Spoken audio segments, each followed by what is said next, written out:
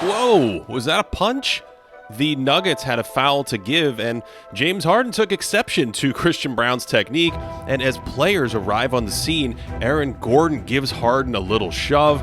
Harden throws this weird open hand push shove thing that hits Gordon in the throat, and that unleashes the Hulk. Aaron becomes possessed. Harden's fists are balled up and ready to go, but what's this? The Croatian salvation, Ivica Zubac, saves the day by holding Gordon back and, much more importantly, kept Aaron Gordon in the game for an all-time classic. This game was a chess match inside a chess match. For instance, how are the Nuggets going to defend the Clippers pick and roll that's hurt them in the first two contests? Denver tried to throw a wrinkle at Harden in the second quarter and hit him with a surprise double team, but a behind-the-back pass and maybe a little too much help from Gordon left Kawhi Leonard open. Meanwhile, Los Angeles wanted to get Christian Braun off of Harden, so they set a screen for James. Braun fights through it anyway. Michael Porter Jr. is in perfect position, helping off the non-shooter Chris Dunn, but Harden throws this bonkers pass over the top for a Zubac dunk, and this happens because Harden spots Zoo make contact with Porter to seal him. He knows that creates a window over the top, and that's great defense and even better offense. The Clippers used a kind of pre-screen to force Braun off of Harden and then attack a weaker defender and Jokic in the pick and roll. Nikola pushes him all the way to the corner here for another great idea at the rim, but Joker's size threw off this pass. Zoo couldn't handle it, and so the Nuggets can recover and swarm him at the rim, and it's an off-balance shot. And here they use the same pre-screening tactic to involve Porter.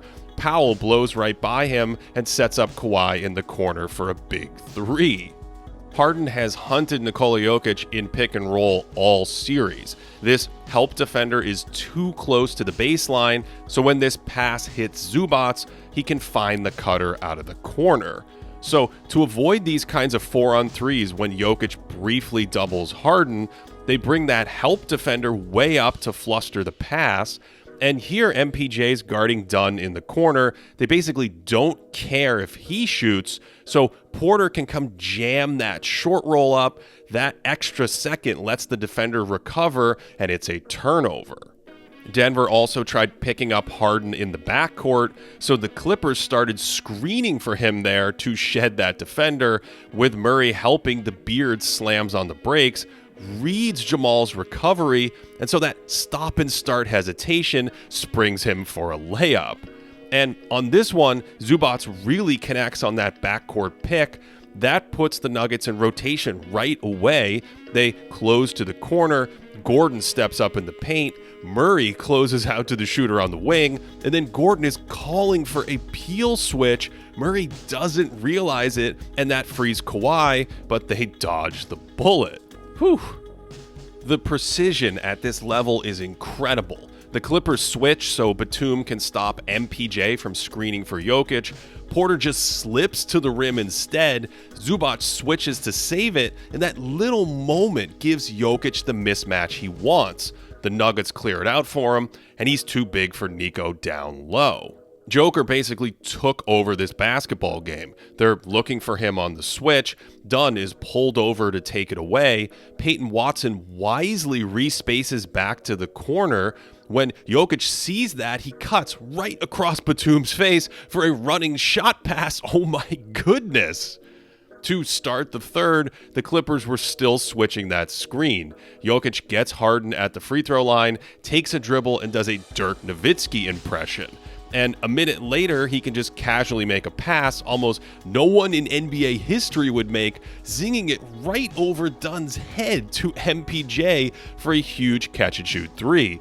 And Jokic sees Harden pulled over to help, then uses his height to create an angle over Dunn. Chris flinches, he fires it so hard, and that's basically impossible to throw for shorter players. And he then somehow made the exact same pass again a few minutes later for an even harder Porter Jr. three. Next time down, they run a little handoff for Murray. Jokic is open on the pop, but instead drives for a long 15-foot floater. And if that wasn't enough, 2 minutes later does the exact same thing basically, driving around Ben Simmons off the catch to finish off his right leg with that incredible touch. He actually made 3 of his 6 shots from behind the arc this game, including this absurd movement pump fake 3 in the corner.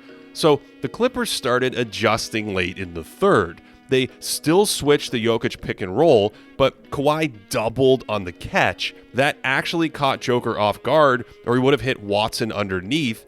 Leonard nearly steals it, and then Joker makes an impossible pass to Watson.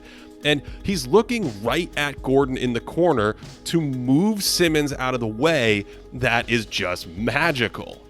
Since that double didn't really work, the Clippers tried trapping the ball handler instead. That just ended up producing a Jokic mismatch against Derrick Jones Jr., and he makes a one-handed catch to spin and finish. Finally, they put Zubac back in the game to defend him. The Clippers avoid the switch on the pick and roll until Jokic spots an opening and goes with a little movement 3 from the top. Then at the end of the quarter, with Murray back in the game, Zubac is thinking, I'm not leaving Joker, so his gravity opens the door for Jamal to get to the rim. The Nuggets push the lead to 22 to start the fourth after they let Jokic just isolate in space against Zoo, so Zubac had had enough, and the next time down tells Kawhi, you try stopping the 3-time MVP, and Leonard does pretty well to force Jokic to adjust and shoot with his left hand. And I think that was one of their last man possessions, because they switched to this funky matchup zone with Kawhi hanging around Jokic's sweet spots near the foul line, and this threw off the Nuggets' offensive rhythm. And it sort of stopped Jokic's scoring aggression, almost like he wanted to pick the zone apart with his passing. And late in the clock, they double him and nearly steal it. Joker's able to recover and avoid the turnover. Brown can't finish it right at the rim, and that springs the Clippers in transition, but Gordon gets up to save the day with a chase down, and then Jokic comes rumbling down the floor to throw a no-look lob that hits Brown's hands to destroy a highlight. Instead of hunting Jokic, Harden then isolates and drives for a crazy and one, and on the other end with the clock running down, Joker has an answer with yet another jumping no-look pass to move a defender, and Brown doesn't bobble that one. Harden's like, don't worry, I have something too, and after hunting this switch all game, he crosses the other way and collapses the defense for a Zubac floater. And a minute later, he snakes around a screen, then cuts back into Jokic for a slithering scoop shot, and suddenly the lead is down to 13. Then the Clippers' other offensive stars sprang to life. Porter loses contact with Kawhi, and that fadeaway's too easy for him. And on the next trip, Harden goes back to hunting Jokic, keeps his dribble alive while they chase him all over the gym. He finally collapses the defense and finds Powell for a huge 3, and it's down to 10. Then Los Angeles extends pressure out to midcourt, and suddenly Kawhi jumps Murray, rips him out at the logo, and a vintage claw play cuts it to 8. The next time down, it was Harden again, getting downhill on the handoff, and then the aggressive finish in traffic. And while the dam was bursting on one end, that Clippers zone completely took away Jokic's bread and butter actions on the other end of the floor. Nikola comes in to handle things himself with the incredible offensive rebound, and then on the reset demands the ball. Kawhi's glued to him over the screen. He spots a wide open Murray, but Gordon intercepts the pass only to finally move it there and maybe ice the game. But Kawhi uses a high screen and there's no help in the lane from the Nuggets. Powell then pressures Jokic in the backcourt, so he gives it up, and Gordon starts flying down the wing looking for a home run, but Zubac makes a great steal, and now the Clippers have them reeling. Powell attacks Murray's closeout, Jokic needs to help, and Zoo can clean that up. I couldn't feel my legs at this point, and the Clippers keep trying everything, with Kawhi doubling at the end of the shot clock. Murray short circuits and throws it out of bounds. And then just 5 seconds later, it's another half-court screen for Harden. That help we discussed is late to come jam the roller. Zoo sprays it out to Powell, and Norm lives for those shots. The Clippers were just so fast to attack down the stretch. Harden isolates and drives by Murray. Everyone's pulled in, and Norm is basically Steph Curry compared to Chris Dunn. And after a controversial Jokic offensive foul, Bogdan Bogdanovic, out there for his shooting and spacing, flies in to steal the board from Nikola freaking Jokic and give LA its first lead of the game. After Joker made one of 2 free throws to tie it, Harden hunts Michael Porter Jr., but the Nuggets don't want to concede that switch. Murray slides up to help, but he's not leaving Powell, so Bogey gets a step and a kick out to Leonard for the lead.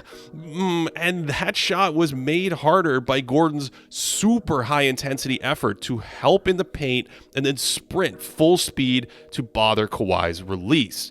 So, off that miss, Jokic says, "Clear it out for me." The Clippers basically resort to man-to-man principles here, and Joker can go to work, waits for a double that never comes, and Zubac defends it incredibly well until this wacky Sombor shuffle come on. I'm leaving the building. I quit my job. I've never seen anything like that in my life. So the Clippers go back to screening for a Harden mismatch so he can work in isolation. Again, that forces Jokic to come over and help, so Zoo is free to tip it in, and we're tied with 8 seconds left. Which means, once again, it is Joker time, and you know how this is going to go.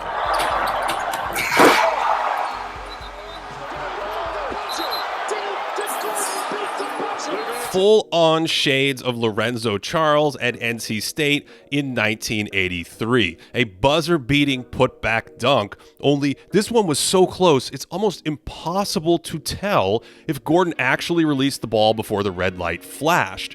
And at the highest frame rates we have, Gordon just gets this out of his hand at the last possible frame to win one of the all-time classic games, 101-99.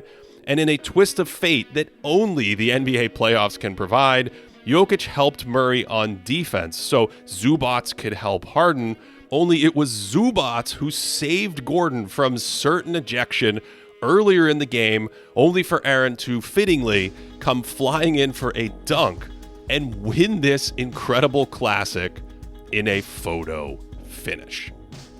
If you want to work in basketball, I have the place for you. It's Sports Business Classroom's immersive program inside Summer League in Las Vegas. Past instructors in this program have included Commissioner Adam Silver, Mike D'Antoni, and tons of other industry leaders in the NBA and in media. Sign up using the code GREATDAY for $300 off. There's more information in the description box below if you are interested. To support this channel, patreon.com/thinkingbasketball. That's where we have proprietary stats on teams and players throughout the year. We also have a Discord community, and you can get all of our extra video content over there, or sign up on YouTube as a member, where we also live stream the podcast. Thanks for watching all the way to the end on this one. Hope you enjoyed it and that you are having a great day.